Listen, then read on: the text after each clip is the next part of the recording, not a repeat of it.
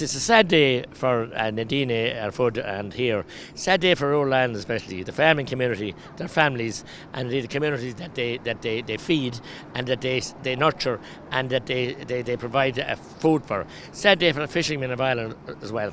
What am I talking about? The Natural Restoration Law that was passed today by about 54 votes, I think, of majority in the European Parliament, and that means that 20% of all farmland will be taken out of farming use, production, restored back to literally wasteland or nature, they say, by 2030, and the sea, 20% of the sea area as well.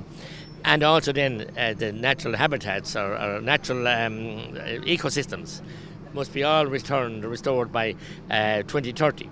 So how are we going to feed our people? To think that Fine Gael MEPs, Fianna Fáil MEPs like Billy Kelleher and Munster and Sean Kelly and others, and the Green MEPs wouldn't expect any better. All the Irish MEPs, except for Ming Flanagan and one Sinn Féin MP MEP McManus, voted for this law today. That is going to decimate and drive the nails into rural Ireland. The Irish Rural Association and all the different associations in Ireland have been lobbying against this. IFA, we've seen, are too late to the table.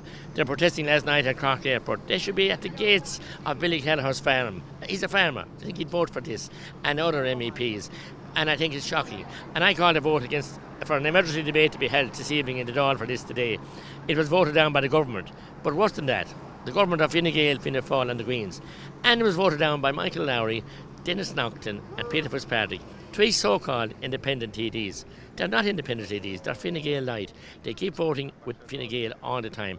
Michael Lowry, Dennis Naughton and Peter Fitzpatrick voted today to refuse to have a debate in the chamber to discuss this very serious issue that's going to hit us here like a tsunami, that's going to take 20% out of our production.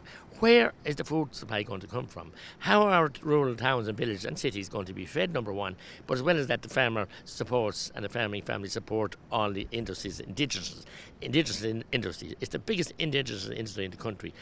It's for the last number of recessions, farming dragged us out of them, and now we're being nobbled and cobbled every such way, blindfolded, beaten down, demonised in the media, demonised by all the NGOs, blackguarded and lied to by the EPA on a daily basis. And this attack on farming is relentless. Now we have the EU making this law. MEP Kelly himself said recently of Fine Gael that 75% of all laws are made now in the European Parliament, and he voted today for this draconian law that will kill rural farming.